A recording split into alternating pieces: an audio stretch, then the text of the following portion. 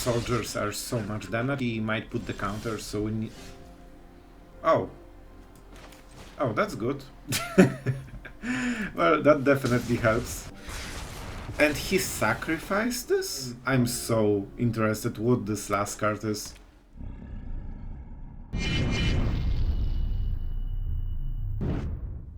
Hello everyone, it's Sloth here, and today I thought, well, we should maybe make more control decks, and we already played Azorius, Esper and Dimir, so I think that leaves Grixis, and that's fortunate because nobody seems to be playing a true control Grixis. Not a single time I have met this kind of deck except the double invoke thing, but it's more of a like combo deck to be honest. So we made a true control Grixis with counterspells, with removal, with cardo, sweepers, all this good stuff. And you know what? There's surprisingly a lot of stuff for Grixis. Like we can use all of our Dimir cards. We can use the Bladecoil Serpent. We have very good sweeper with Burn Down the House. And one of the big downsides to the Populate is that it is a dead card against non-aggro matchups. And with this one, it's not a problem. You will see lethal with this card. So pretty nice. We have Fires of Victory because we are also an Izzet deck. So I was kind of surprised how many good like cards and good control tools we can use. We won't go into the cards too much, you know them. Bladecoil Serpent is one of, and just a remark for the games, you might see a little bit different builds because I started with more control heavy, like more counter spells. Triple Teferi, like you know, I even used the other sweeper, like the one with phase out. But in the end, it all down boiled to the early game because I was getting a bit too much smoked by aggro decks. I also removed some Kaito because I think Celestus life gain and cycling is so important, and this extra mana is a big deal. It also fixes your mana so pain ants hurt less. So there were some changes during the gameplay, so we might see a bit different versions, but overall that was the strategy, and I think this version is the best. We also have some life gain because of all the burn decks, so double march, it also kills planeswalkers.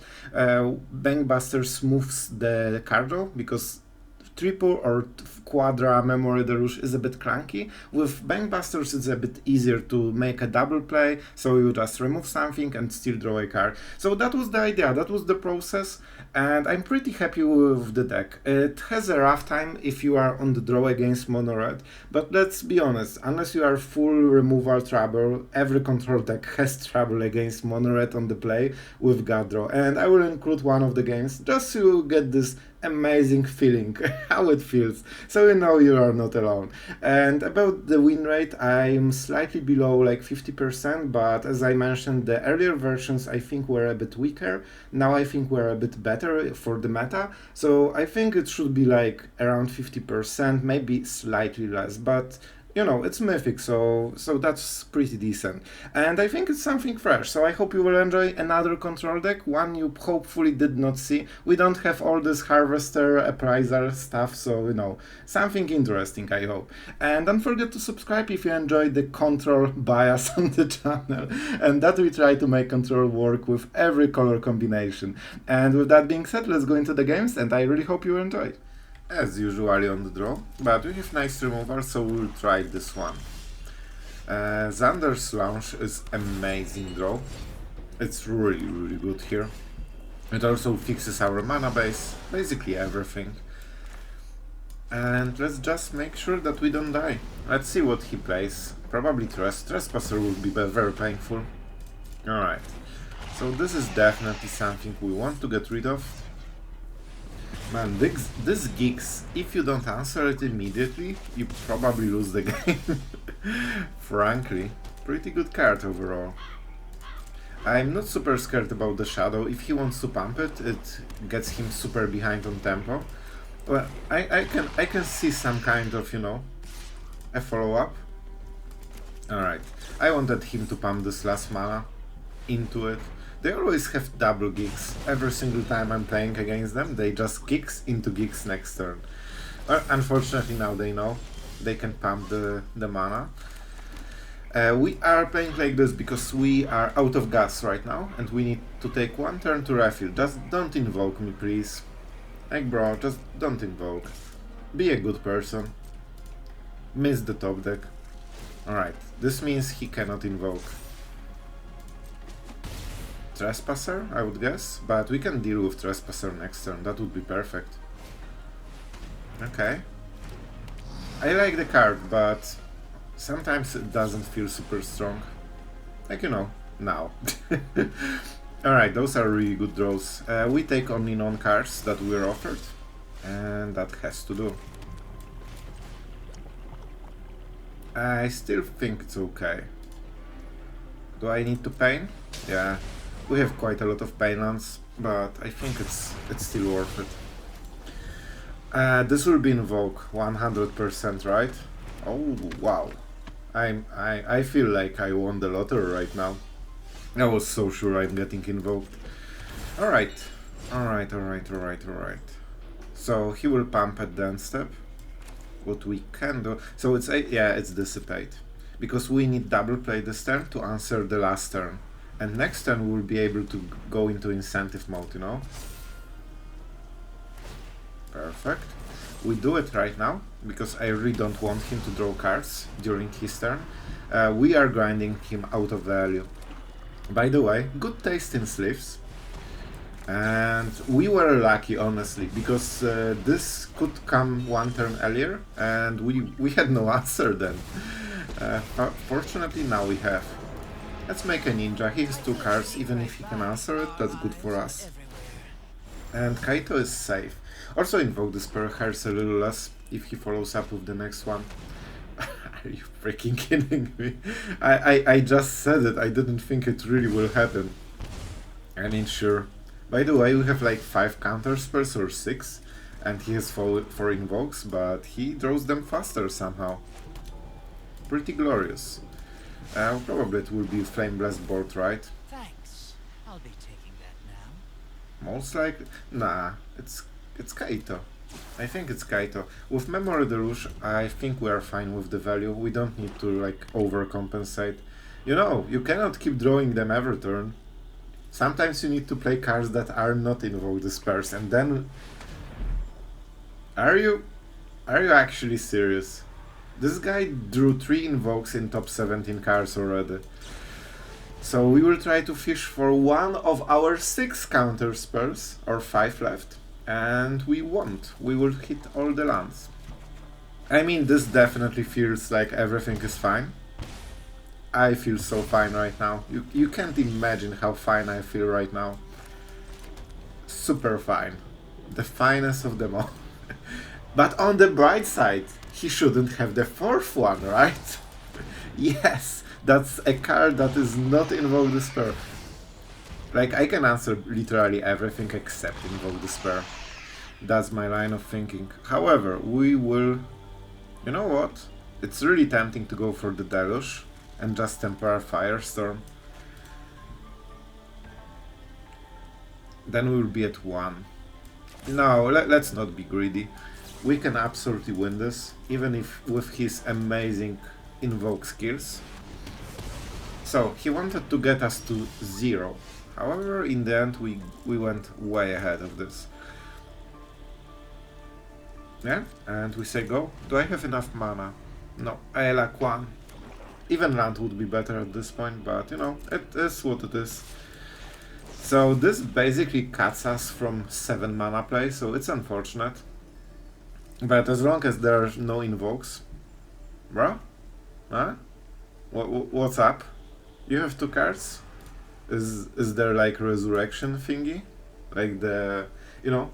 That's something I always consider. If they play like one of this 1 mana spell that gives them creature back.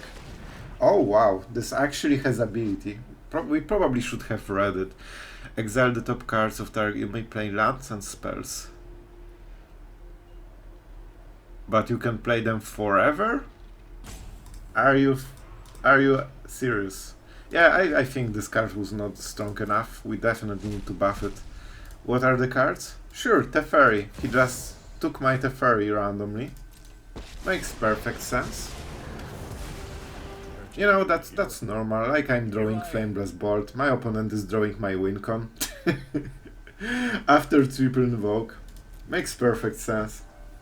I'm absolutely calm right now and I do not have any thoughts. So he's thinking about should I go for the token and try to... Like, if I don't have answer to this token, and from the next turn onwards he ramps like crazy. And fortunately, he made a very bad choice. He literally gave us full value even after he top decked the perfect answer. So I appreciate it, man. If he played correctly, he would get so much value of this Teferi. Well, it is what it is. This was probably a mistake, because I'm calm.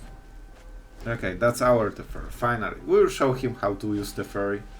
Okay, that's finally not a crazy top deck. I love it. I really do. However, in this particular situation, we indeed will go for this play. He will play whatever he draws, so there's no point in like trying to bluff anything. I just want to avoid the cut down. If he plays cut down, we don't want... yeah, I guess I play the land. And this will be a Cyclone anyway. Especially with Teferi. So this is his last draw of the game that matters. Of course. Of course. It's fine. Absolutely casual game of Magic. Just enjoying our time together. But jokes aside, we are still so ahead right now. Oh, this counterspell is amazing draw. Even cut down is actually pretty good here. Alright. So that should be enough. So we can close the game, or just make sure with Dissipate in hand, I will use this one turn to make the board that will kill him. If I didn't have Dissipate, I probably would just draw a card to, you know, close the game and have more control. So now he needs another creature to get back the conscript. On its own it doesn't do anything. Bro, you have a card. you really don't have too many options to think about. But let's see, maybe he plays something crazy. Gix, well, I guess this is 7 mana, right? So if you play this and you 7 mana it, like you actually for 10 mana can cycle a card. That's a direct corrupt from the top. That would nearly kill us, by the way. This guy is a god, like an honest god. Like he's drawing 1 card a turn, and like I need to use everything I have to just counter whatever he drew this turn, except the conscript. That was the only fizzle. Alright guys, that's a decent draw. We are going first with some removal and some card draw. We have only payment, so that's something we need to be careful of. Yeah, let's see what we are against, that's a big deal. Zorius Soldiers? Yep, Zorius Soldiers. So Talia next turn. Talia next turn would be pretty brutal. We won't go for the throat for anything that is not Talia. I will take the risk. I don't think we'll have too much time. It's always Talia, right? Because everything else dies to go for the throat, and that's really amazing. Oh, that's juicy. Alright, so we gambled and we won. Alright, good. Great. That's a really big draw. Alright, we still get quite a lot of pressure, so he has still 5 cards. Alright, this is a decent draw. We definitely get smoked by our pain lands right now. So I'm kinda think, yeah, I will risk it. Siege Veteran is probably the best he can play, and we can answer it next turn. And, you know, 4 mana means 2 plays for 2 mana, and that's a big deal. We need to start drawing cards. Okay, like... that will be wild. This will be quite a lot of damage. This is so much weaker when it attacks alone, compared to when it attacks with something else. And we will have to probably start trying to kill Guardian, just to force a discard. Alright, this is a colored mana, you know? In a way, so I will take it. It also ramps, it helps for the later. Now it is a hit, but later it will be helpful. Not sure how to play against Guardian, to be absolutely honest with you guys. I think I will go for Fires of Victory. I could go for the Throat also. Maybe it's better, but with Bankbuster we probably don't need super much value. I don't know. Not exactly sure. This is 4 damage. Those guys are doing work. Alright. So here. We go for the Guardian. He has only 2 cards, guys. Like, he doesn't want to discard them. So even if he gets the Guardian, He won't get attack, he won't get enlist, and he loses the card. Brutal Qatar? Probably not the most important draw, indeed, so that wasn't the bad price for him. But still worth for us anyway, I think. Mirror has to die, so we'll kill it main phase. The point is that we need to hit a sweeper, like burn down the house. At some point, against soldiers it's really crucial that you get it. For them, those soldiers are so much damage, and next turn he might put the counter, so we need... Oh, that's good. Well, that definitely helps for our game plan. He's also tapped out, but you can see we have Bankbuster. We didn't have single 2 mana to just draw with it, and he sacrificed this. Okay, I'm so interested what this last card is. It was a land. He did not discard a land. Unless it was Siege Veteran, I seen it wrong, I don't know.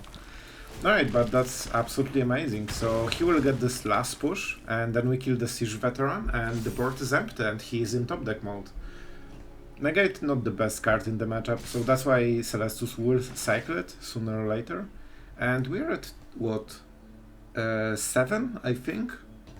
Bruh, you have one target. Click here. You need to click this one here and this one here. You have no other choice. What's going on the other side? What is this meltdown?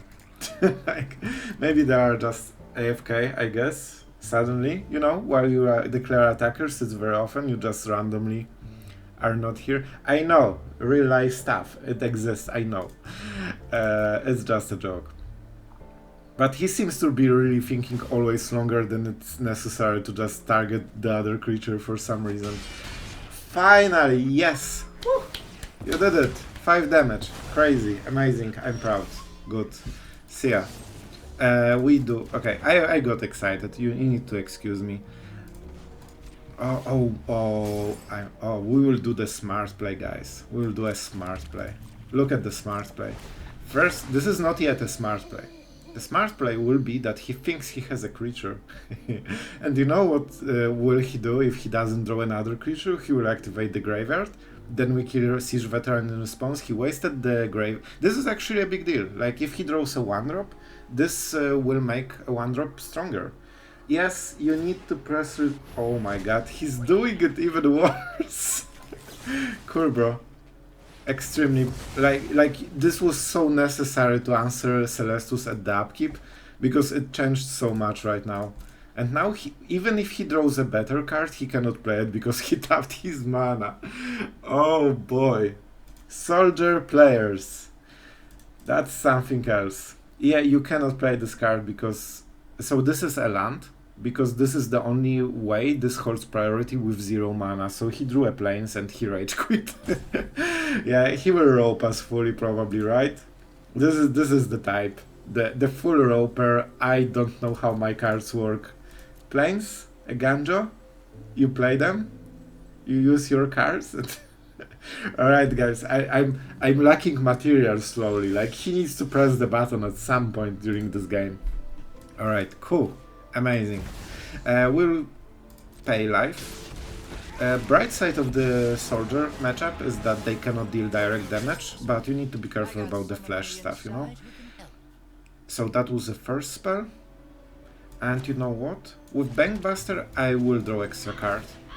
Why not? It might be not a land. Alright, so we phase out and we absolutely stabilize the game. Yeah, and Negate can be cycled. You know, the best 1-drop in the game. Man, I'm so triggered always by this card. This is early game insane pressure that late game gives you 3 cards and has no downsides. Like, this is pretty decent. It has to die, but it can... Well, if it has to die, I might as well do it right now, I guess. But he still gets card advantage with this. So, let's do the thing. Let's draw cards. I need Kaito to get card advantage, you know? And I guess let's draw a card. I really wanted something that I can double spell, but with my amazing talent to draw 4 lands in a row, I guess it does not happen. I played a spell though, but we might go with Celestus. It gives him good target for Qatar, but I don't care, I will kill it at some point. And if it gets us closer to good cards, it's worth it. Oh, I thought I cast... Oh, Kaito was last turn. I'm a dummy. I'm actually a dummy. Yeah, so that was mistake. Like, it was correct, but by mistake. I didn't realize I will... Like, this is one of the best plays with Celestus to switch, and then at the end step it switches again. I don't think he realized it's not exiling creatures, probably. Maybe he did. I don't know. But no, he didn't. This into 4 mana was such a better play. Like, very wise. Alright, so I will use this treasure. I want to get extra cards. Even with Teferi, it's pretty good to have a Cardo on top of anything else, but in this situation it's just fine. Oh, and who's the dummy now? I'm the dummy, because he double spelled and I missed it. Well, that's a land. That's a land. I think I see the pattern here. It's fine. We will outdraw him sooner or later, and we will cycle all those lands. This is why I like Celestus so much. Alright. I will probably go like this. So, we will go to nighttime, but he... Yeah, oh, okay, we won't. We won't because I used Celestus. Why do I have Celestus tapped? Did I just play Teferi out of Celestus? Okay. Okay, game. I see. I see how it is. I think it auto-tapped my Celestus. I wanted to go into nighttime and draw a card so Teferi and the Teferi token are stronger. But you know, our opponent has a 1-drop that matches our Teferi value. Makes sense, right? It's fine.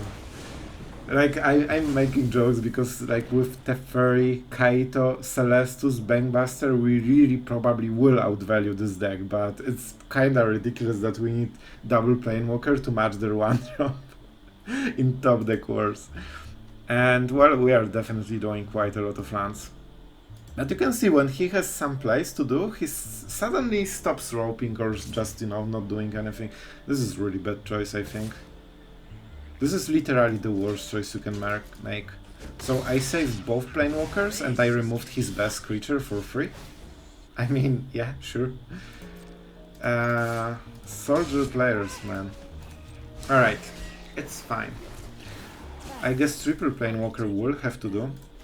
Okay, so now we will create this one.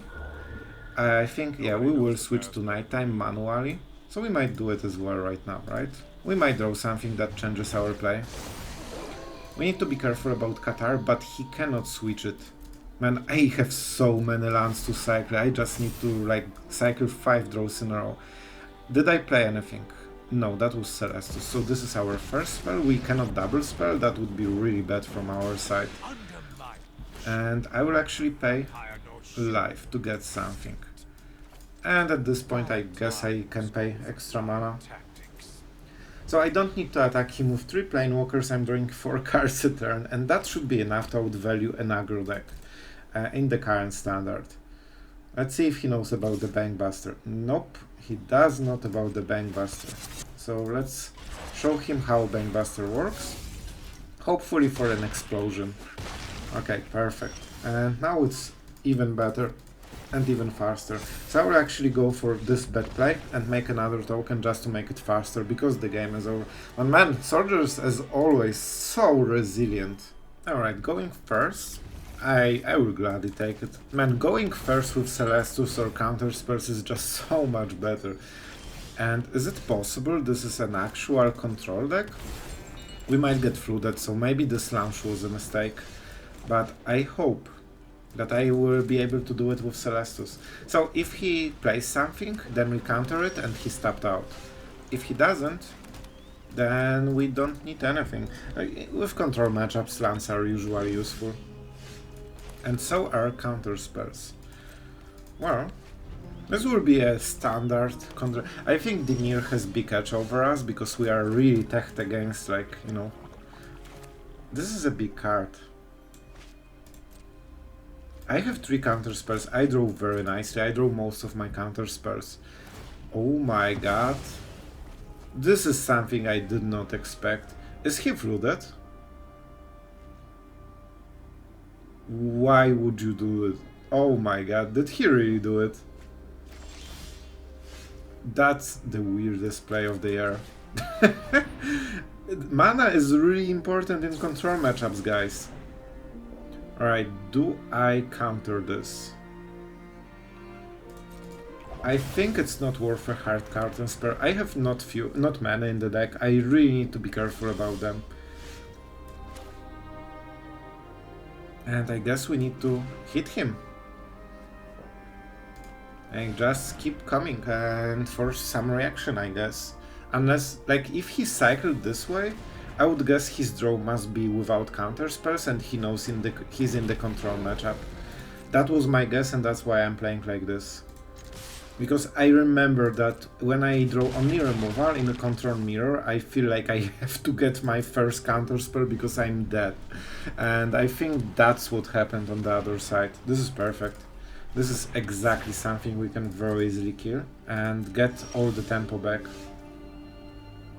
I'll actually do it first.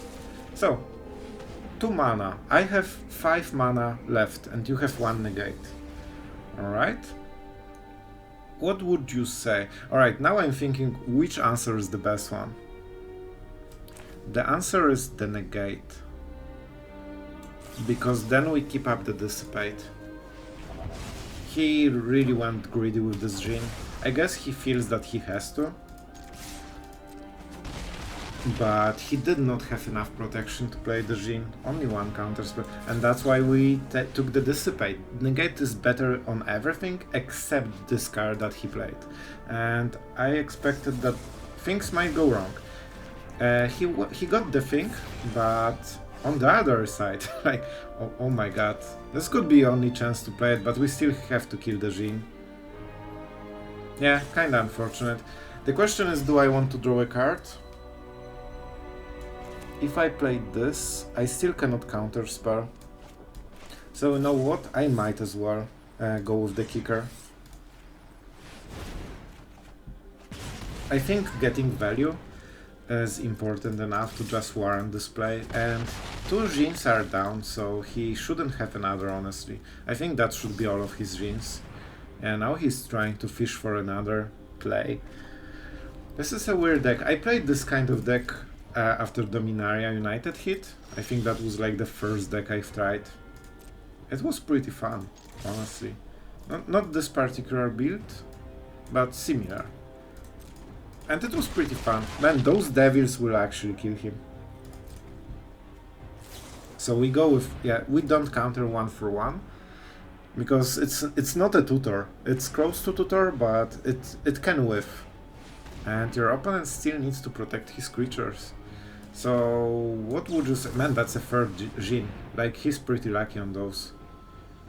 I did not expect he will get one. Okay, so that was the point. And I can go... Yeah, he does it. Like, he won the counterspell battle, but he's so hopeless that he just left anyway. That would be Memory Deluge, and main phase would march probably, or do the opposite. And then go with the Serpent and go for the lethal. Alright, so as usual, we are going second. However, card down is a big deal. It will be a bit awkward with the pain lands, but they give us flexibility that we might need. But being on the draw, it's really rough. And the problem with Kumano is that whatever comes, it might not be cut downable. But we still need to risk it. It might be Switchblade, it might be Chick. If it's adversary, this card doesn't work. Of course, why would you not draw perfectly to your opponent's answers? I mean, that's always better, right? And unfortunately it means also double pain lands. So I little gambled. If I knew that it will be an adversary, I would play the non-pain land, but I just took my chance and, you know, that's double colorless. This guy actually does not whiff. This is as perfect as it gets. So we have to cut down this one. Then adversary. So we will stabilize, but we'll stabilize after we are dead. So yeah, like we are not quick enough for this kind of particular opening, and if I knew I will go for the throat, I would use the Fires of Victor and I would double spell this turn, cleaning the board and forcing him for a follow-up. But we just drew it, so I couldn't play around this one.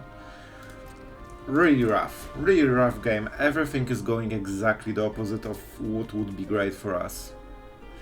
I think, yeah, the follow-up is the most important, but they usually have all the cards that do the same thing. You press the orange button, bro. Yeah, just like this. Exactly, perfect.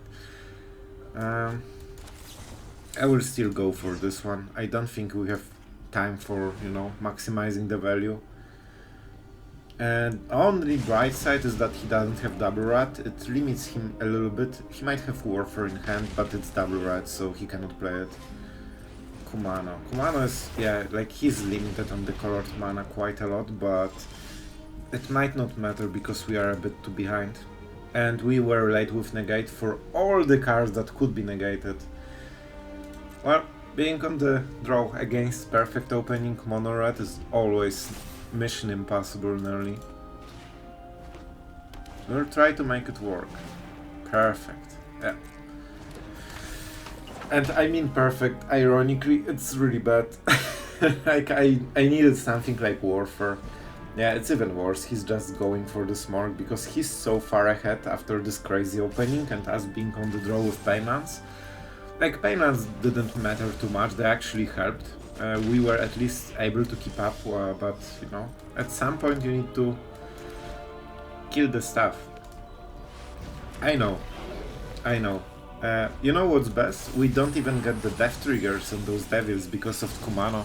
So we are literally hard countered on every single part of our deck and his deck. Like, everything he plays is exactly around cards that we just drew. So yeah, we can block all of those. I think what we have to do is sacrifice 2 HP, get rid of the Foundry, and then, yeah. Oh, he will press the orange button. I want to do it like this, but then I die, so I have to do like this. And it means that I die next turn. Perfect. Imagine if we were actually on the aggressive side and we could use all of this. Well, there's no cure for perfect mono red draw. Let's concede. I will still give him a good game. Why not? And let's go another.